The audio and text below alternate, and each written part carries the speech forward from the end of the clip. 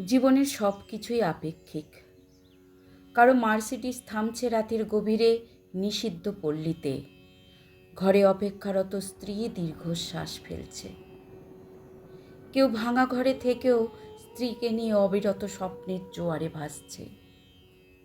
কেউ ভাবছে আর কয়েকটা দিন, ডিভোর্স পেপারে সাইন করলেই মুক্তি।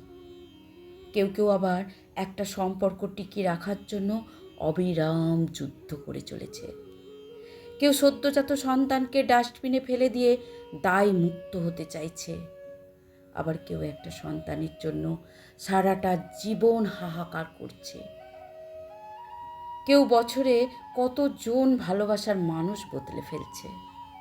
কেউ আবার তার ভালোবাসার মানুষের জন্য বছরের পর বছর অপেক্ষা করে চলেছে।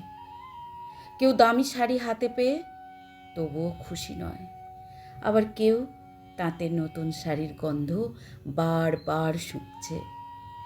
কেউ প্রিয়জনের কাছ থেকে সোনা বা হীরের চুড়ি পেয়েও খুশি নয়।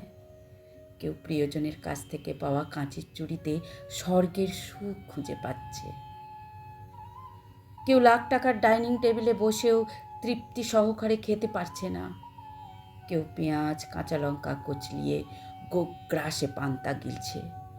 কারো দামি খাটে শুয়েও ঘুমের ওষুধ খেতে হচ্ছে।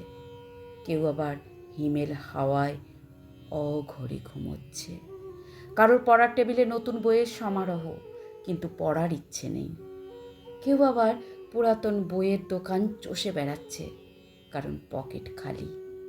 কেউ বিলাসবহুল গাড়িতে বসে চিন্তিত, সন্তানগুলো মানুষ হলো না, এত সম্পত্তি রাখতে পারবে তো? কেউ পায়ে হেঁটে পথ চলছে আর মনে মনে ভাবছে, সন্তান তো মানুষ করতে পেরেছি, ঈশ্বর চাইলে ওরা নিজেরাই নিজের জীবনটা করে নেবে। নানান রঙের মানুষ বিভোর নানা স্বপ্নে, জীবন এঁকে বেড়ায় সাদা কালো আলপনে। আসলে এটাই বাস্তবতা।